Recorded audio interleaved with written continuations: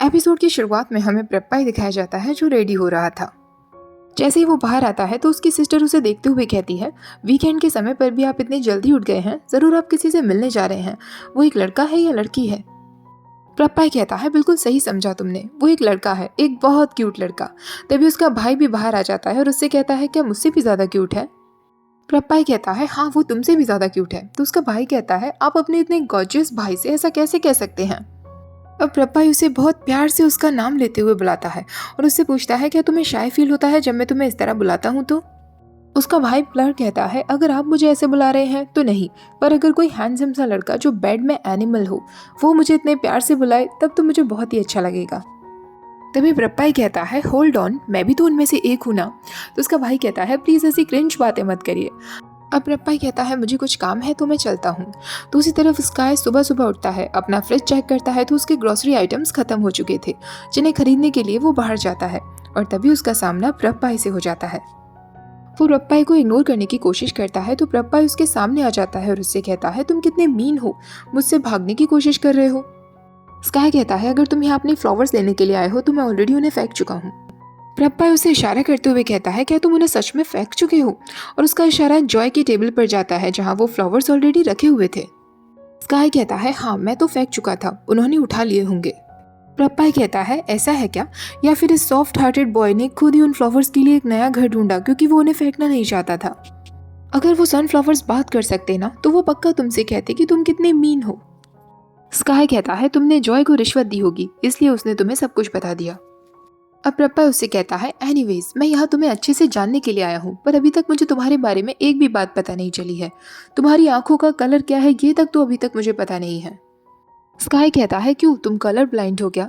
तो प्रप्पाई उससे कहता है, नहीं, वो कहते हैं ना कि प्यार में हम अंधे हो जाते हैं। ये सुनकर स्काई को कुछ याद आ जाता है। वो एक अंधेरे से रूम में बंद था और बहुत घबरा रहा था। उसकी ऐसी हालत देखकर प्रप्पाई उससे पूछता है, क्या हुआ तुम्हें, क्या कोई प्रॉब्लम है क्या? पर स्काई उसकी बात को इग्नोर करते हुए कहता है, क्या तुम्हारी बातें खत्म हो चुकी हैं? तो प्लीज़ अब तुम यहाँ से जा सकते हो। मैं नहीं चाहूँगा कि तुम्हें मेरे लिए ब्रेकफास्ट भी खरीदना पड़े। इस बात पर प्रप्पाई उससे कहता है, चलो ठीक है, मुझे भी भूख लगी है, दोनों साथ में ब्रेकफास्ट करने के लिए चलते हैं। वो उसका हाथ पकड़ते हुए उसे खींचते हुए ले जाता है।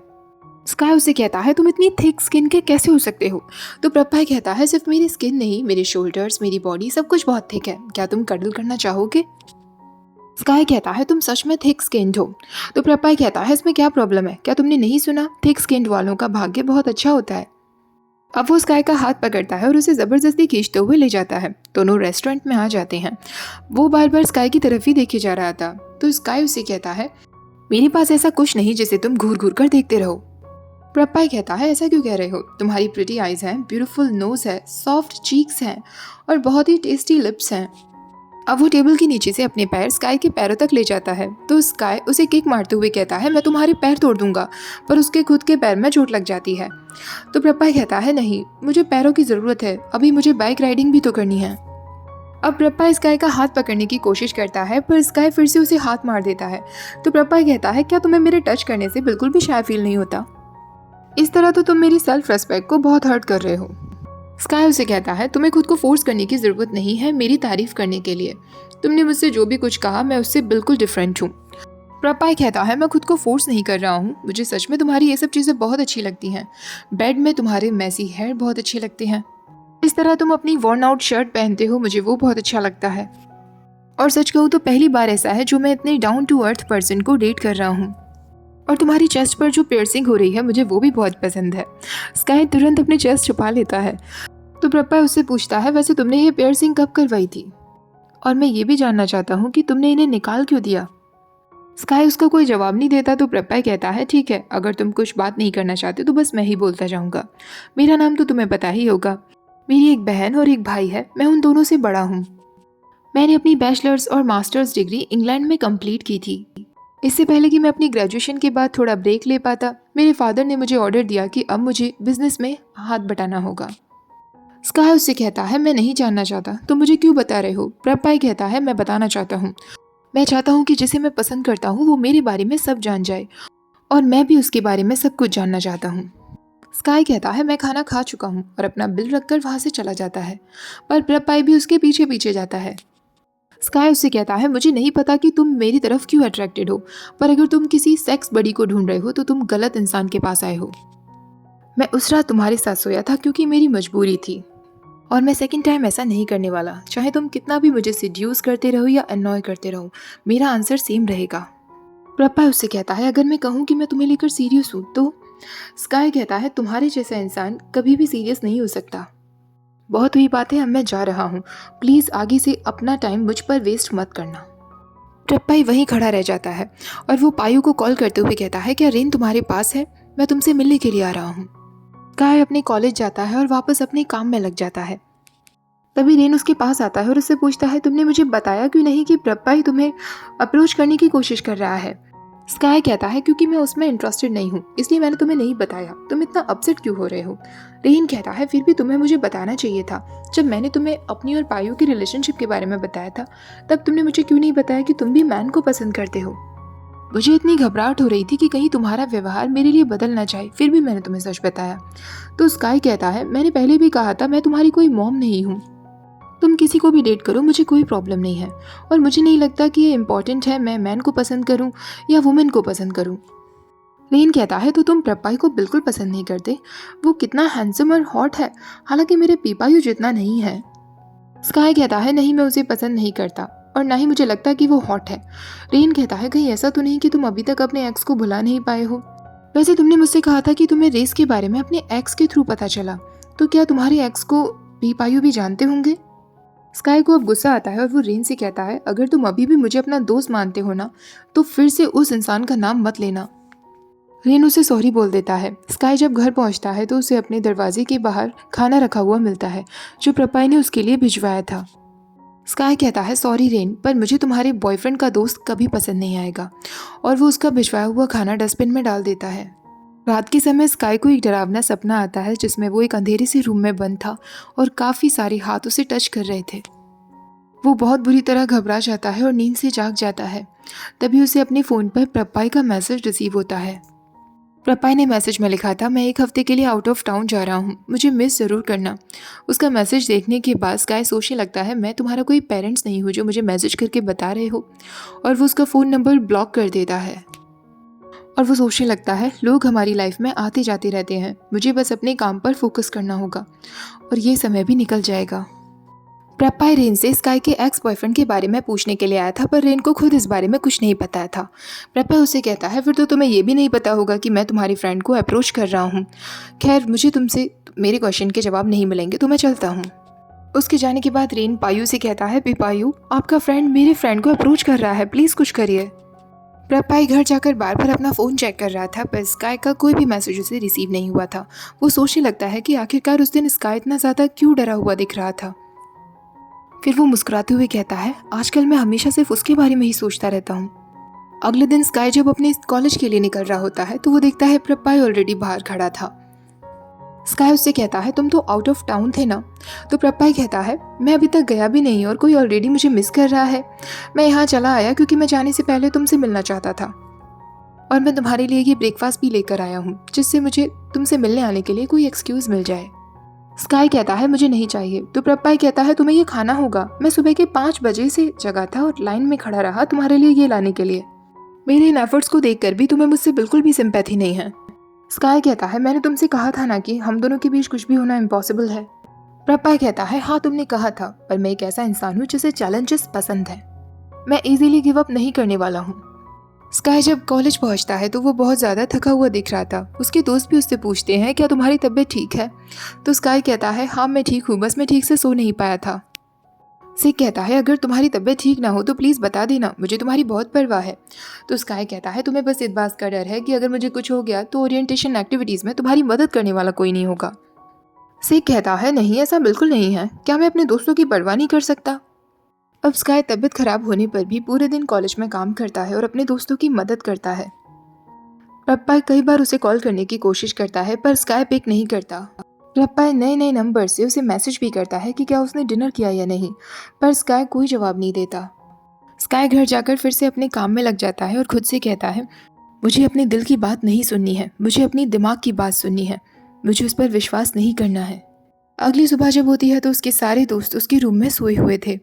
तभी स्काई सिक के पास आता है और उससे कहता है हमें जल्दी रेडी हो जाना चाहिए और मीटिंग के लिए निकलना चाहिए, जूनियर्स का कॉल आया था। सिक कहता है अगर तुम्हारी तबीयत ठीक ना हो तो तुम रहने दो, तुम रात को ठीक से सो भी नहीं पाए थे, मैं अकेला मीटिंग में चला जाता हूँ। तो स्काई उससे कहता है क्या तुम याद रख पाओगे जो भी सीनियर्स मीटिंग में कहेंगे?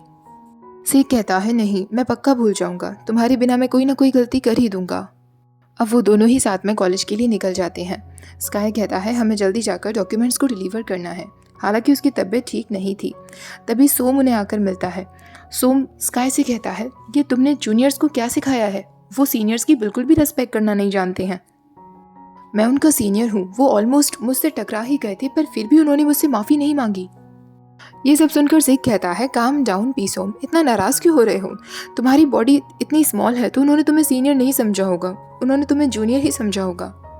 सोम उससे कहता है अपनी बकवास बंद करो सिक, तुम फालतू में मुझसे बहस क्यों करना चाहते हो? तो सिक कहता है नहीं, मैं बहस नहीं करना चाहता, मैं तो चाहता हूँ कि तुम मुझे चीक्स पर किस करो। ये सुनकर सोम वहाँ से भाग जाता है। उसके जाने के बाद सिक स्काई से कहता है उसकी बातों को दिल पर मत लेना, वो पाई और रेन के रिलेशनशिप की वजह से हार्ट ब्रोकन हो गया है। सिक के जाने के बाद स्काई सोचने लगता है मेरे साथ ये सब क्यों हो रहा है। जब वो घर जाता है तो उसे फिर से वही बुरा सपना आने लगता है। वो डर की वजह से उठ जाता है। प्रपाई फिर उसे मैसेज करता है तो वो चीखते हुए कहने लगता है प्लीज़ मुझे अकेला छोड़ दो, मेरी ज़िंदगी से दूर रहो, मैं अब किसी को भी अपनी ज़िंदगी में वापस नहीं चाहता। अगले दिन सिक रेन को बता रहा होता है कि उसकी और सॉम के बीच में क्या हुआ। तो रेन कहता है मैं तो अब सॉम से दूर ही रहता हूँ, वो जब भी मेरी तरफ देखता है उसकी नज़रें ऐसे देखती हैं जैसे कि मैंने उसके डैड को मार दिया हो। तो उसके दोस्त कहते हैं क्योंकि वो तुमसे जालस है, तुमने उसका पीपायू जो चुरा लिया। तभी स्काई वहाँ आता है जिसकी हालत बहुत ज़्यादा ख़राब दिख रही थी। रेन उसके पास जाकर कहता है स्काई तुम ठीक तो हो ना, तुम्हारी बॉडी तो बहुत गर्म पड़ रही है। स्काई कहता है मैं ठीक हूँ, मैंने ऑलरेडी मेडिसिन ले ली हैं।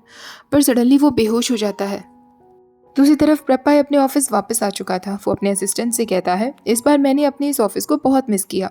तो उसकी असिस्टेंट कहती है अच्छा होगा कि हम अपना काम भी ख़त्म कर लें जो पीछे छूट गया है, और इन सिम कार्ड्स की वजह से अपनी वर्क प्रोग्रेस को स्लो डाउन मत होने दीजिएगा। प्रपाई कहता है मैं क्या करूँ, मुझे ये सिम्स खरीदनी पड़ी, वो मेरा नंबर बार बार ब्लॉक कर देता है।